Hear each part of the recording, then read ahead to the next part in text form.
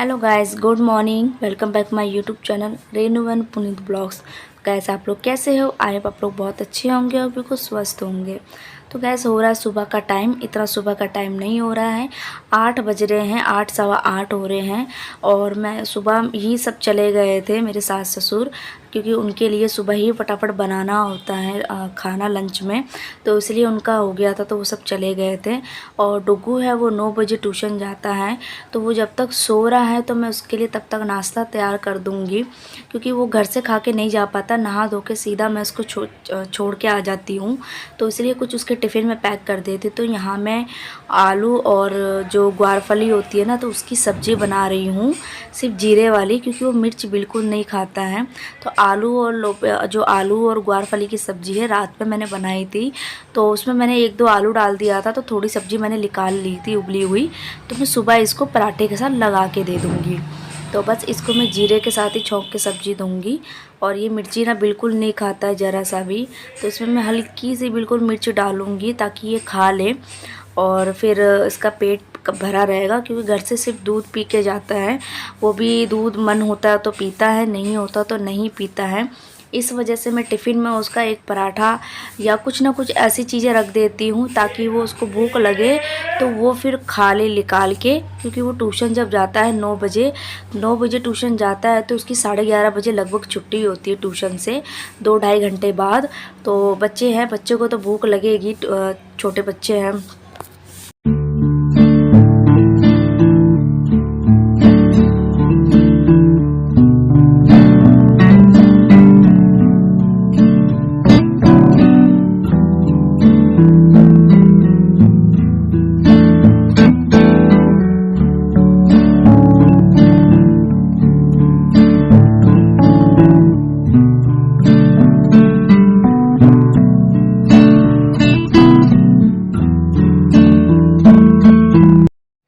तो डुगू का मैंने टिफ़िन तैयार कर दिया है।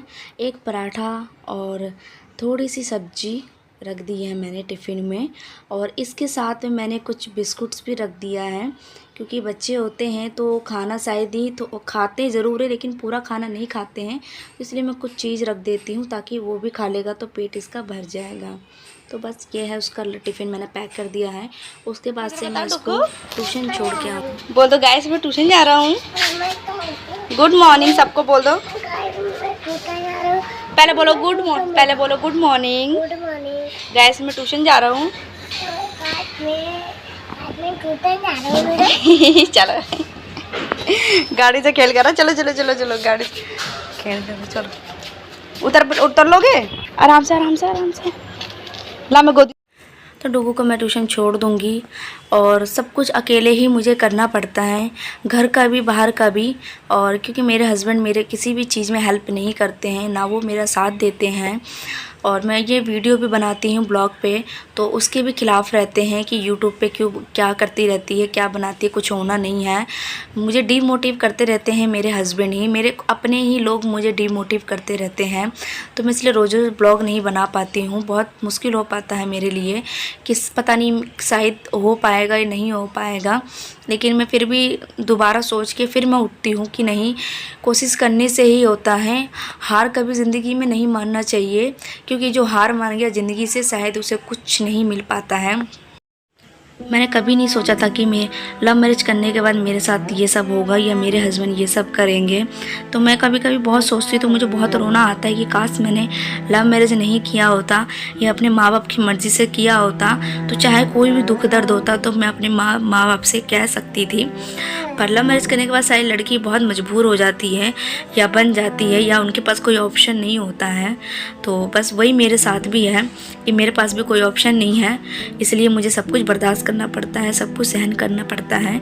जो कि मेरे हस्बैंड है ना, वो जॉब करते हैं, सिर्फ वो ड्रिंक करते हैं, और इसके बाद भी मुझे सब कुछ बर्दाश्त करना पड़ता है सिर्फ अपने बच्चे के लिए, क्योंकि एक बच्चे का ही मैं मुंह और चेहरा देख के मैं अपने कोई भी फ़ैसला लेने को मैं मजबूर हो जाती हूँ, क्योंकि बच्चे से बढ़कर मेरे लिए कुछ नहीं है। और मैं इसलिए चाहती हूँ कि मेरे बच्चे के सर पे उसके बाप का साया रहे, इस वजह से मैं सब कुछ बर्दाश्त करती हूँ और सब कुछ इसी हाल में जीती हूँ। मेरे पास कोई ऑप्शन भी नहीं है कि मैं जॉब करूं या कुछ करूं, तो मैं इसलिए यूट्यूब पे आई हूँ कि शायद इसी से हो जाए। उसके लिए भी लोग मुझे ताना मारते हैं, उसके लिए भी, और सब कुछ मैं ही करती हूँ, सब कुछ करके देती हूँ, सबका हर चीज़ करके देती हूँ, लेकिन उसके बाद भी कि मेरे साथ हस्बैंड ऐसे करते हैं। ड्रिंक करने के बाद वही लड़ाई झगड़ा करना, मैं बहुत तंग आ चुकी हूँ इन सब चीज़ों से। कभी कभी समझ में नहीं आता कि मैं क्या फ़ैसला लूँ, या फ़ैसला मेरे लिए लेना सही होगा या मेरे बच्चे के लिए फ़ैसला लेना सही होगा नहीं होगा।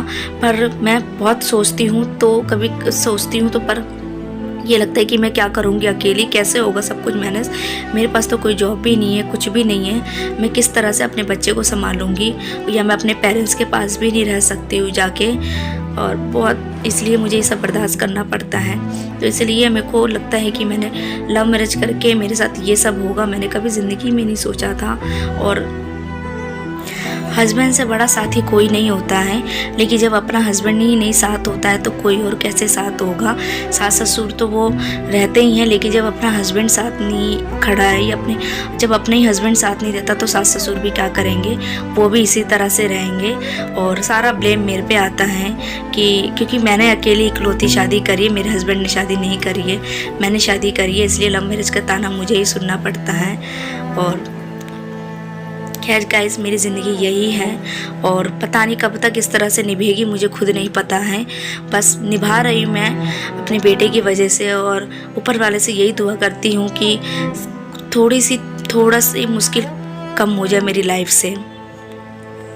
तो गाइस, यहाँ मैं लंच की तैयारी भी करने लग गई थी साथ में, और लंच दोपहर का टाइम हो गया था, नहा धो के सारा काम भी हो चुका था मेरा। तो मैं ये दोपहर में घिया के लौकी के कोफ्ते बना रही हूँ, और क्योंकि घर में हस्बैंड रहते हैं तो बनाना पड़ता है दिन में खाना, तो इसलिए उनके लिए ये बना रही हूँ कोफ्ते की सब्ज़ी घिया के। इसके साथ में मैं चावल और रोटी बनाऊँगी। वैसे ही इतनी गर्मी है तो इसलिए मैं जो मसाला होता है ना लौकी घिया का, वो मैं सिलवट्टे पे पीसती हूँ, क्योंकि सिलवट्टे पे इसका मसाला बहुत अच्छा लगता है। और टमाटर को मैं नहीं पीसती हूँ, टमाटर को मैं ऐसे ही काट के डाल देती हूँ। तो मैंने मसाले में ये पीसा था प्याज, लहसुन और जीरा और लाल सूखी मिर्च मैंने मसाला तैयार किया था, और जो मसाला होता है वही मैं पाउडर यूज़ करती हूँ। तो इसी में जो मैंने मसाला तैयार करा था उसी में मैंने 2 टमाटर डाल दिया है। तो ये मसाला फ्राई करूँगी अच्छे से। मसाला फ्राई करने के बाद लगभग घड़ी में 2:30 बज चुके हैं, क्योंकि एडिटिंग भी करनी थी मुझे, और ये सब सोच के मुझे रोना आ गया था कि पता नहीं कब तक मेरी ज़िंदगी में ऐसा होगा। तो इस वजह से मैं फिर सोचने लग गई थी, फिर लेट हो गया, ज़्यादा देर लेट हो गया लंच के लिए। और फिर उसी और हस्बैंड से हमेशा लड़ाई बहस होती रहती है मेरी किसी ना किसी चीज़ को लेकर। और यूट्यूब तो सबसे बड़ा उनके लिए वो है कि मैं वीडियो क्यों बनाती हूँ, डिमोटिव हमेशा करते रहते हैं, इससे कुछ नहीं होगा, क्या होगा, तेरे जैसे लोग बहुत पढ़े हुए हैं। इस तरह से ना मैं बहुत अंदर से मायूस हो जाती हूँ, या मैं अंदर से बहुत ज़्यादा सोचने लगती हूँ कि सच पता नहीं कि मेरा क्या होगा क्या नहीं होगा।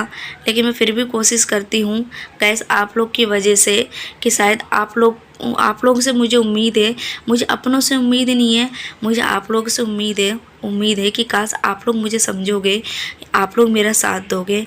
बस इसलिए मैं अपना ब्लॉग ज़रूर बनाने की कोशिश करती हूँ। मैं आता भले ही ना हो मुझे यूट्यूब की इतनी नॉलेज नहीं है, धीरे धीरे ही सीख जाऊँगी, जैसा आता है मैं वैसा बनाती हूँ। तो बस इसलिए कोई भी गलती हो तो मुझे उसको ज़रूर बताया करो कमेंट में, तो मैं शायद सुधारूँ। सब्ज़ी भी लगभग ये तैयार हो गई थी। तो गाइस, प्लीज़ मेरे ब्लॉग को सब्सक्राइब, लाइक, शेयर करना। मिलती हूँ नेक्स्ट ब्लॉग के साथ।